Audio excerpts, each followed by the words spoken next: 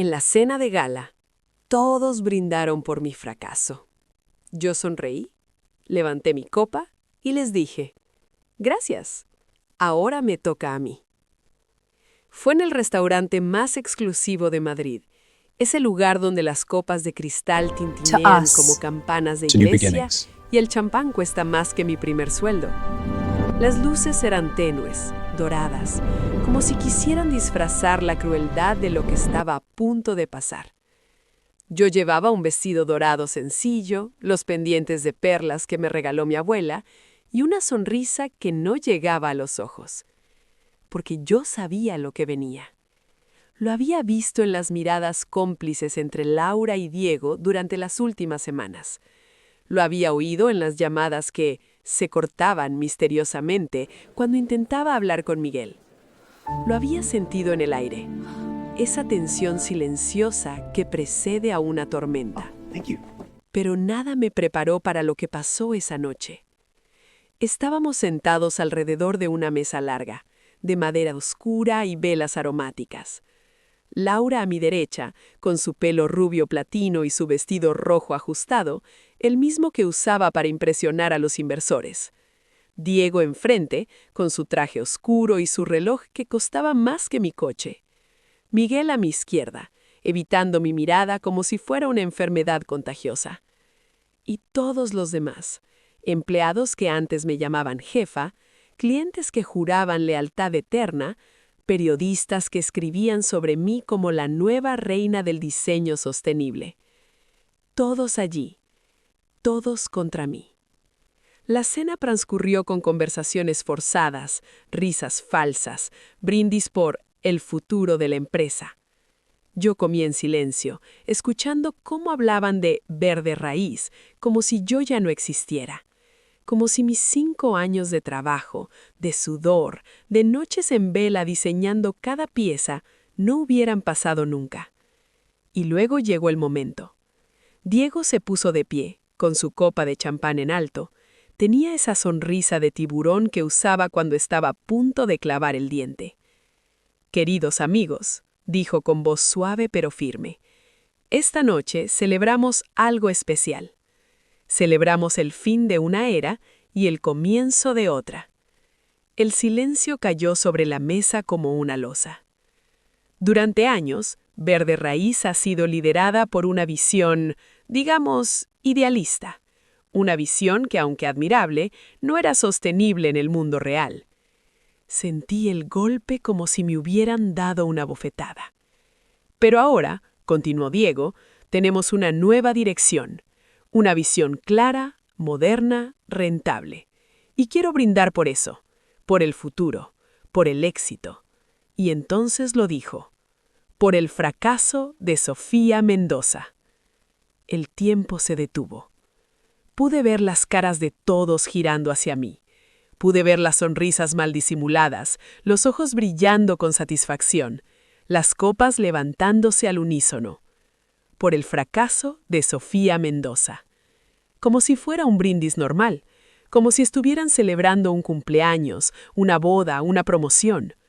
Pero no, estaban celebrando mi destrucción.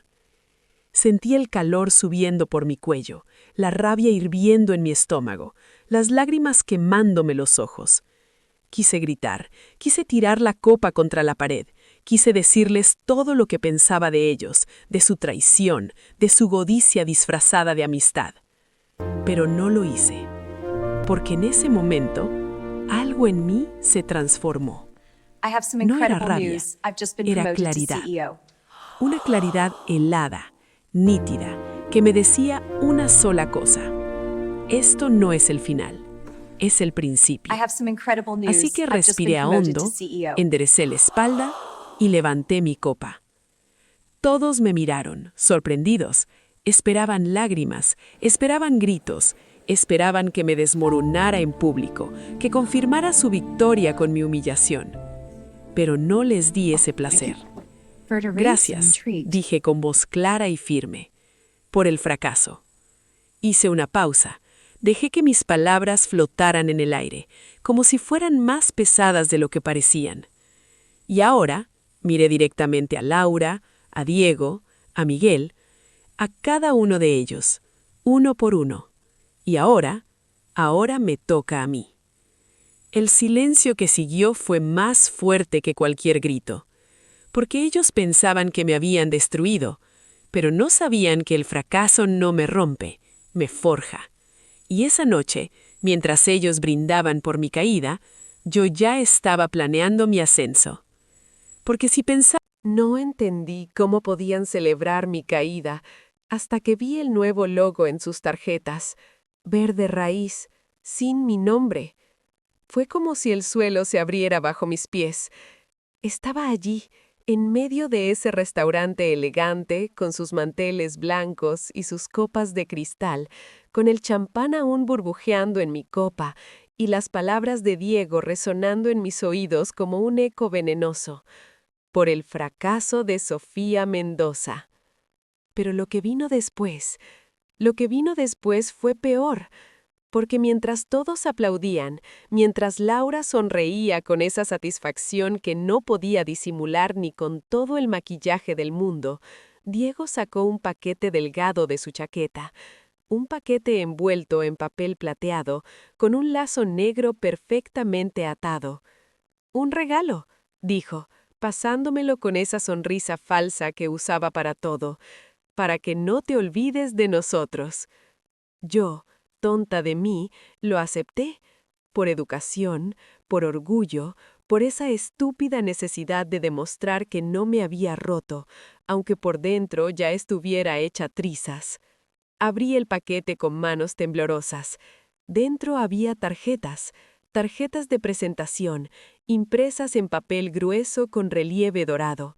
Las saqué una por una, sintiendo cómo cada segundo que pasaba me hundía más en la realidad de lo que acababa de suceder. Y entonces lo vi. El logo. Verde raíz. Pero no era mi logo. El mío tenía las raíces entrelazadas con las letras, como si la naturaleza y el diseño fueran una sola cosa. Lo había dibujado yo misma en una servilleta de café, una noche de insomnio mientras pensaba en cómo fusionar la sostenibilidad con la elegancia. Cada curva, cada línea, cada sombra era mía, pero este era diferente. Las raíces estaban simplificadas, casi borradas. Las letras eran más angulares, más frías, más corporativas. Y en la esquina inferior derecha, donde antes ponía «Fundado por Sofía Mendoza», ahora solo decía «Dirección Laura Gómez». Mi nombre había desaparecido. Sentí un nudo en la garganta tan fuerte que casi no pude respirar. Porque esto no era solo un cambio de diseño, esto era un borrado deliberado, calculado, frío. Habían tomado algo que yo había creado con mis propias manos, con mi propia sangre, con mis propias lágrimas, y lo habían convertido en algo que no me pertenecía. Habían quitado mi alma y la habían reemplazado por una fachada vacía, sin corazón, sin historia. Miré a Laura. Estaba sonriendo, orgullosa, como si acabara de recibir un premio, como si lo que acababa de hacer fuera algo de lo que sentirse orgullosa, en lugar de algo que la convertía en la persona más despreciable que había conocido en mi vida. «¿Te gusta?», preguntó, con esa voz dulce que usaba para manipular. «Lo diseñamos juntos, Diego y yo. Pensamos que era más moderno». Moderno. ¡Qué palabra más vacía! Porque lo que habían hecho no era modernizar, era destruir, era borrar 5 años de trabajo, de sacrificio, de amor y reemplazarlo por algo que no significaba nada.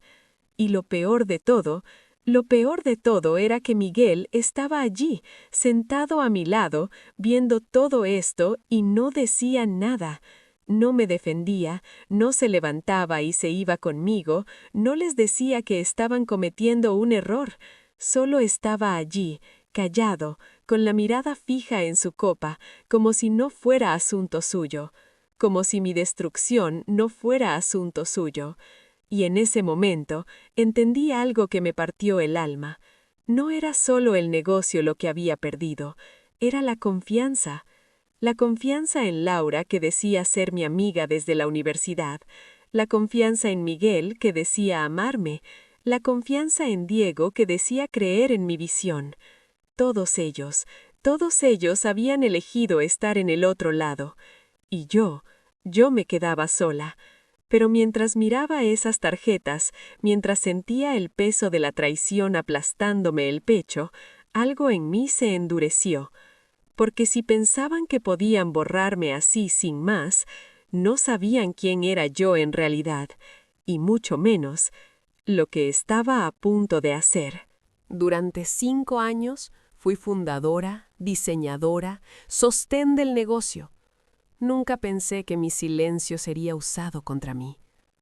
Empecé en un garaje alquilado en Vallecas, con apenas 29 años y una idea que muchos llamaban locura. Era 2019 y yo acababa de dejar mi trabajo en una agencia de diseño para apostar por algo que nadie más veía. Moda sostenible hecha en España, con materiales locales, con manos locales, con alma local. El garaje olía a pintura vieja y humedad. No tenía calefacción en invierno ni aire acondicionado en verano. Dormí allí más noches de las que quiero recordar, envuelta en retales de tela y sueños rotos. Pero cada mañana me levantaba, me preparaba un café instantáneo y seguía cosiendo. Porque eso era lo que hacía. Cosía. No delegaba, no contrataba, no esperaba a que alguien más lo hiciera mejor. Yo cortaba las telas con mis propias manos, hilaba los botones uno por uno, diseñaba cada patrón en papel de periódico viejo. Tenía los dedos llenos de pinchazos, las uñas rotas, la espalda dolorida de inclinarme sobre la máquina de coser durante horas. Pero no me quejaba, porque cada prenda que salía de ese garaje llevaba un pedazo de mí. Cada costura era una promesa, cada botón una esperanza. Y entonces llegó Laura. La conocí en un mercado de diseñadores emergentes. Ella vendía accesorios hecho a mano y yo vendía vestidos. Nos sentamos juntas a tomar un vino después del evento y me contó que también soñaba con algo más grande, que estaba cansada de trabajar para otros, que quería construir algo propio. «Somos iguales», me dijo, con los ojos brillando. «Deberíamos hacer algo juntas». Y yo, tonta de mí, le creí. Porque en España, cuando alguien te dice que comparte tus sueños, piensas que es verdad. No piensas que detrás de esa complicidad hay envidia, que detrás de ese abrazo hay un cuchillo. Así que la invité al garaje. Le enseñé mis diseños, mis bocetos, mi visión. Y ella asentía, sonreía, decía: «Eres increíble, Sofía, tienes algo especial». Pero lo que no sabía era que, mientras yo construía, ella observaba. Mientras yo cosía, ella aprendía. Mientras yo amaba en silencio, ella planeaba en secreto. Durante 5 años fui el motor de todo. Fui quien consiguió los primeros clientes, llamando puerta por puerta, enseñando mis diseños en carpetas de cartón. Fui quien negoció con los proveedores, regateando cada euro, buscando las mejores telas al mejor precio. Fui quien diseñó el logo, eligió el nombre, creó la identidad visual desde cero. Y fui quien pagó, con mis ahorros, con mis tarjetas de crédito, con las joyas de mi abuela que vendí cuando el dinero se acabó. Laura estaba allí, sí, pero su trabajo era relaciones públicas, o eso decía. En realidad lo que hacía era aparecer en las fotos, dar entrevistas, llevarse el crédito. Y yo callaba. Porque pensaba que la amistad era más importante que el reconocimiento, que el equipo era más importante que el ego, que si trabajábamos juntas, el éxito sería de ambas. Pero lo que no entendía era esto. En el mundo de los negocios, el silencio no es virtud, es debilidad. Y mi silencio fue mi mayor error. Porque mientras yo callaba, ellos hablaban. Mientras yo trabajaba, ellos se promocionaban. Mientras yo construía, ellos preparaban mi salida. Y ahora, mientras miro esas tarjetas con el logo cambiado y mi nombre borrado, entiendo la verdad más cruel. No me echaron porque fracasara, me echaron porque tenía éxito. Y mi silencio Mi silencio fue el arma que usaron para destruirme. Pero lo que no saben es esto. Una mujer que ha construido un imperio desde un garaje no se rinde fácil. Y esta vez no voy a callar. Ahora recuerdo las reuniones donde olvidaban invitarme, los correos borrados, las decisiones tomadas sin mí. Fue un desgaste lento, como el agua que gotea sobre la piedra hasta hacerla ceder. Al principio, creí que eran simples descuidos de Laura o despistes de Diego. Pero ahora, al mirar atrás, cada silencio tiene intención. Como aquella vez, hace 3 meses, cuando un proveedor me escribió preguntando por qué Laura había tomado el control de las compras. Sofía está muy ocupada diseñando. Había escrito ella en un correo que yo nunca vi. Cuando la confronté, sonrió con esa dulzura falsa que usaba para todo. Fue un malentendido, solo quería aligerarte la carga. Y yo, tonta de mí, le creí. Luego vinieron las reuniones programadas a horas imposibles, justo cuando yo estaba en el taller o con clientes. Siempre con la misma excusa. No me di cuenta. Pero lo peor fueron los correos que llegaban tarde o las decisiones ya cerradas antes de que yo pudiera opinar. La empresa ha crecido, Sofía, no podemos esperarte siempre, decían. Hasta que una tarde, revisando la carpeta de spam, encontré la verdad que me heló la sangre. Un correo de Diego a Laura. Tenemos que ir quitándola poco a poco. Si sigue tomando decisiones, nunca tendremos el control. Y la respuesta de ella, aún más cruel. Tranquilo, ya la tengo donde quiero. Cree que somos amigas. Sentí una puñalada en el pecho. En ese momento entendí que todo había sido un plan calculado, y yo había sido tan ciega por confiar que no lo vi venir. Porque en España, una amiga no te traiciona así. Una socia no destruye tu sueño por ambición. O si lo hace. Lo más doloroso no fue la traición, sino darme cuenta de que mi verdad parecía menos creíble que su mentira, solo porque yo callaba y confiaba. Pero ahora, viendo esas tarjetas con mi nombre borrado, sé que cada señal ignorada fue una advertencia, y cada error mío fue su oportunidad. Una leona no pierde sus garras, solo aprende a usarlas con más precisión. Y ellas aún no saben lo que viene. Empezaron a decir que ya no tenía visión, que era demasiado idealista, cada vez que defendía mis principios. Fue como si, de repente, mi existencia se hubiera convertido en un error del pasado. Cada vez que proponía usar materiales sostenibles, cuando insistía en pagar salarios justos a los artesanos, cuando defendía que la moda debía ser ética antes que rentable, Laura y Diego intercambiaban esas miradas que no necesitan palabras porque ya habían decidido que yo era un estorbo. Luego venía la frase, siempre dicha con esa voz suave que usan para herir sin dejar marcas. Sofía, cariño, ya no estás al día. O peor aún, tu idealismo es bonito, pero no vende. Al principio creí que era por cariño. Pensé que, tras tantos años, querían protegerme del estrés. Pero pronto entendí la verdad. No querían protegerme, querían silenciarme. Porque cada vez que yo defendía mis principios, ellos perdían control. Y el control era lo único que les quedaba. Así que empezaron a sembrar dudas. En voz baja, claro, pero lo suficientemente alto para que los empleados lo oyeran. La pobre Sofía, desde que empezamos a crecer, no es la misma. Dice que todo debe ser perfecto, pero sin ella, esto funcionaría mejor. Incluso en reuniones con inversores, donde antes me presentaban como fundadora, ahora me decían, quédate callada, hoy Laura habla con ellos. Y yo, tonta de mí, callaba, porque en España una buena socia no insiste, aguanta, calla, se retira con dignidad. Pero mientras me retiraba, ellos seguían tomando mis diseños, mi nombre, mi historia. Incluso acepté dormir en el taller los días de producción intensa, mientras Laura se llevaba los aplausos en eventos. Es solo logística, decía Diego. Te lo agradezco mucho, decía Laura, con esa sonrisa que ahora sé era veneno. Y yo, tonta de mí, creí que era generosidad. No vi que era humillación disfrazada de ayuda.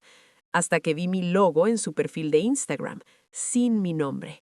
Ahora cada silencio cobra sentido, cada excusa forma, cada mirada evasiva intención, porque no era que no tuvieran tiempo para mí, era que no querían que yo supiera la verdad. Y la verdad es esta: mientras yo lloraba en soledad, ellos construían una vida con mis escombros. Pero aunque hayan borrado mi nombre de las redes, no pueden borrar lo que siento. Y eso es mi arma, porque ya no soy la diseñadora ingenua que cree en promesas, soy la mujer que recuerda, la mujer que observa, la mujer que contra todo pronóstico va a hacerlos rendir cuentas, con calma, con pruebas, con la verdad que guardé en silencio durante 5 años. El día que me expulsaron del consejo y me dieron $500 como despido amistoso, supe que había perdido más que el negocio.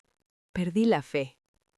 Fue un lunes gris en Madrid, de esos que te calan hasta los huesos. Me citaron en esa oficina fría que yo misma había decorado con ilusión.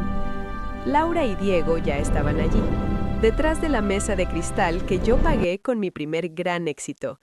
Sin café, sin saludos, solo un sobre blanco sobre la mesa. «Siéntate, Sofía», dijo Laura, evitando mirarme a los ojos. Su voz era plana, como si leyera un guión aburrido.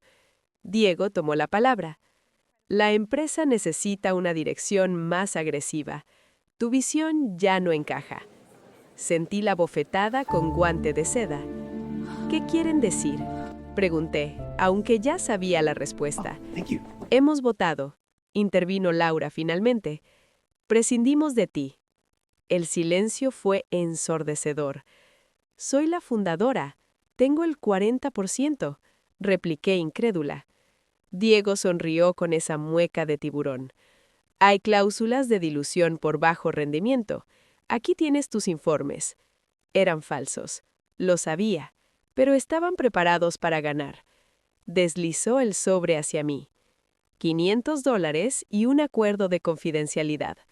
Si firmas, no hay demandas. Si no, nadie querrá trabajar contigo en esta ciudad. Miré el sobre. $500 por 5 años de mi vida. De no dormir, de vender mis joyas, de creer en un sueño. Quise gritar, volcar la mesa y llamarles ladrones. Pero entonces entró Miguel, mi exnovio, el que juró estar siempre a mi lado. Llevaba una caja con mis cosas, mi taza, una foto de mi abuela, mis bocetos. Me miró con lástima y dijo: «Lo siento, Sofía. Firma y vete». Ahí se rompió algo dentro de mí. No fue el corazón, fue la fe en la amistad, en el amor, en la justicia. Tomé el bolígrafo temblando y firmé. No porque aceptara su derrota, sino porque sabía que esa firma no era el final, sino el comienzo de su caída. Salí a la lluvia con mi caja en brazos, mientras ellos brindaban con champán a mis espaldas. Había perdido el negocio, pero acababa de ganar la verdad.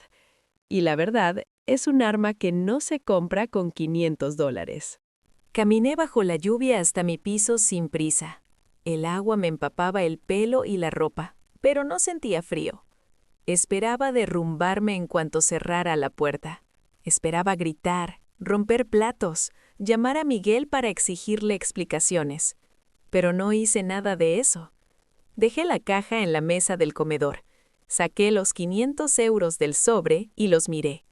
Eran sucios, arrugados, insignificantes. Y entonces ocurrió lo inesperado. No sentí rabia. Sentí una calma chicha, nítida, como el aire después de una tormenta de verano. En ese silencio de mi salón, entendí la verdad más liberadora de mi vida. Nunca perdí mi valor, porque mi valor nunca estuvo en ese despacho, ni en el título de fundadora, ni en el logo que ahora usaban ellos. Mi valor estaba en mis manos, en mi capacidad para crear algo de la nada. Ellos se habían quedado con el nombre de la empresa, sí, pero no podían llevarse mi talento. No podían registrar mis ideas. No podían prohibirme seguir cosiendo.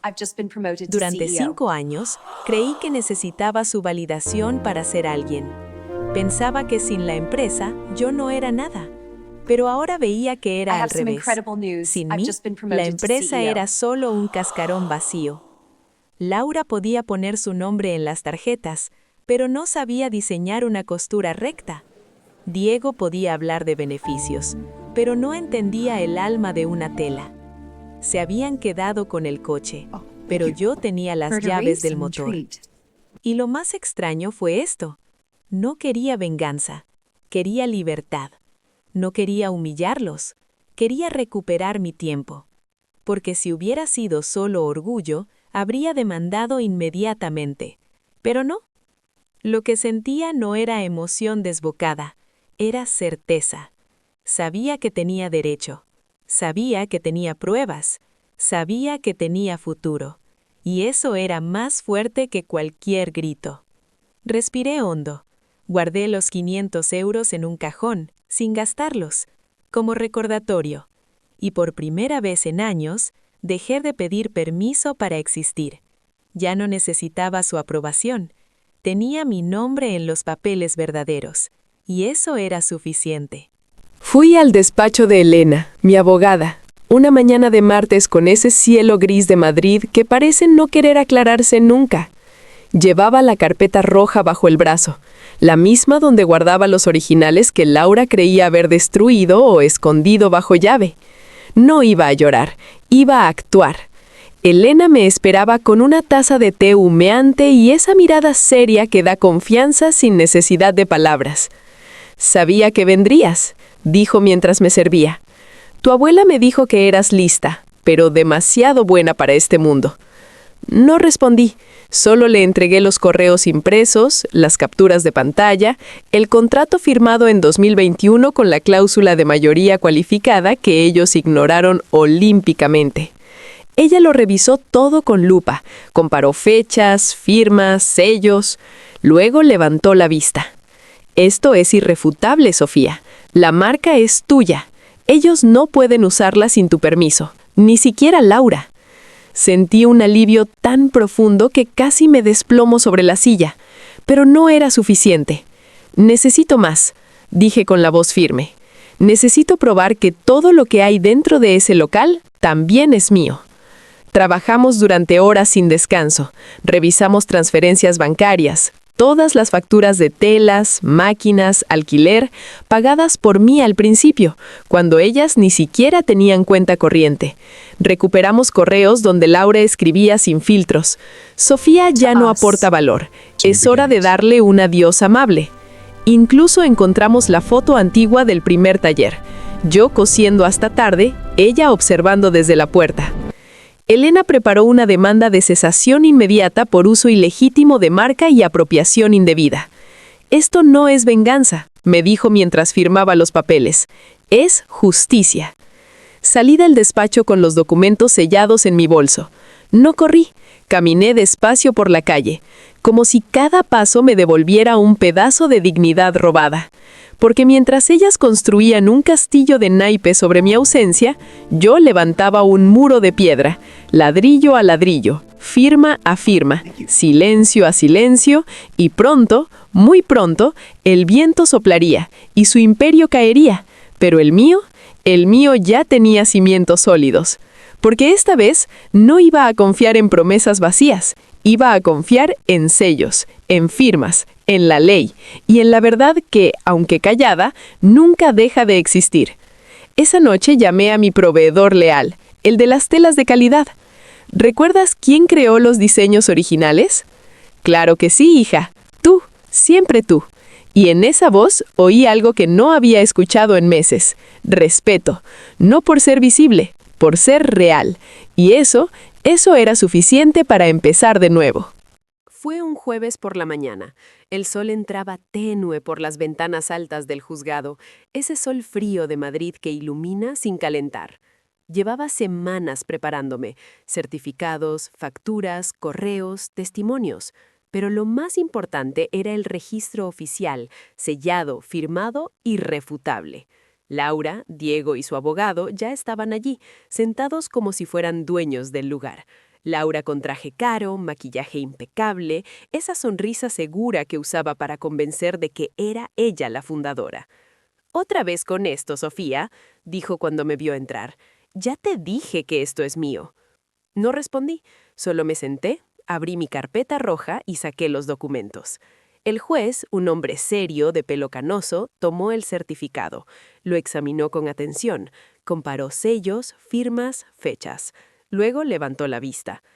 «Señora Gómez, según estos documentos, la marca Verde Raíz pertenece exclusivamente a Sofía Mendoza desde 2021. Usted no tiene derecho legal a usarla». Laura palideció. El color se le fue de la cara como si le hubieran apagado la luz. «¡Pero eso es imposible! ¡Yo construí este negocio!», gritó, perdiendo la compostura por primera vez. «No», dijo el juez con voz tranquila. «Usted usó el nombre, pero la titularidad siempre fue de otra persona». Entonces habló don José, mi proveedor de telas, citado como testigo. Yo vi cómo Sofía pagaba todo al principio. Laura solo aparecía para las fotos. Miguel, que estaba al fondo, bajó la vista. No dijo nada. Laura intentó intervenir. «Ella me engañó. Nunca me dijo que tenía la marca». Pero el juez negó con la cabeza. «El registro público existe desde el inicio. La ignorancia no exime de responsabilidad». El silencio que siguió fue más fuerte que cualquier grito. Se notaba en el aire cómo se desinflaba su arrogancia. El juez anunció la medida cautelar: cese total del uso de la marca, bloqueo de redes, inventario judicial del local. Salí del juzgado sin mirar atrás. Elena me esperaba en la acera con una sonrisa tímida. «¿Y ahora qué?», preguntó. «Ahora vuelvo a casa y empiezo de nuevo». Porque en ese momento entendí algo. No había ganado por rencor, había ganado por verdad. Y la verdad, aunque tarde, siempre encuentra su camino. Mientras caminábamos bajo el sol frío, supe que ya no era la diseñadora invisible en su propio negocio. Era la dueña. Y esta vez nadie me quitaría mi nombre, porque el ruido de sus mentiras se había apagado. Y en ese silencio, por fin, podía escucharme a mí misma. Hoy lanzo mi nueva marca, con el mismo nombre que escribí en el primer boceto: Raíces. Y aunque duela, ya no necesito su reconocimiento. Soy libre. No es la misma oficina de antes. El aire ya no pesa con secretos ni con traiciones susurradas en los pasillos. Ahora huele a café recién hecho, a telas nuevas, a ese perfume único que solo tienen los proyectos cuando nacen de la verdad. Pero cada vez que firmo un contrato, recuerdo aquella cena. Recuerdo el brindis por mi fracaso. Recuerdo la mirada de Laura cuando el juez leyó la sentencia. Y recuerdo algo más: la primera vez que levanté la copa sin miedo. Porque esa noche no solo recuperé una empresa, gané mi dignidad. Hoy, cuando entro en una reunión, no uso trajes de diseñador para impresionar. Visto simple, hablo claro. Y el público lo siente, porque la gente no compra solo productos. Compra historias, compra autenticidad. Y cuando construyes desde el alma de los demás responde. Laura y Diego desaparecieron del sector. Dicen que intentaron montar otra consultora, pero nadie los contrató. La envidia, al final, siempre se come a quien la alimenta. Pero yo no me alegro, porque si algo aprendí es que la venganza no sana, solo la verdad sana. Y mi verdad es esta: soy una emprendedora. No por tener seguidores o premios, sino porque cuando creo algo, cobra vida. Y eso nadie me lo puede quitar. A veces, por las noches, saco el sobre de los 500 euros. Lo guardo como recordatorio. Nunca necesitaste su dinero para ser quien eres. Porque al final del día, no importa quién brindó por mi caída. Lo que importa es quién siguió de pie, aunque le hubieran quitado la silla. Y esa soy yo. Hoy, cuando alguien me pregunta por mi éxito, no dudo. Sonrío, señalo mi taller y digo: aquí estoy. Siempre estuve aquí. Porque esta vez no voy a dejar que nadie me silencie. Ni con cláusulas falsas, ni con sonrisas de plástico, ni con traiciones disfrazadas de amistad. Mi voz es mía, mi historia es mía, y mi dignidad nunca dejó de serlo. Ahora, cuando brindo en mis propios eventos, no miro a las sombras buscando aprobación. Miro a mi equipo, a mis artesanos, To a mi us. gente. To Y new levanto beginnings. la copa no por venganza, sino por resistencia. Y yo, por fin, estoy en paz.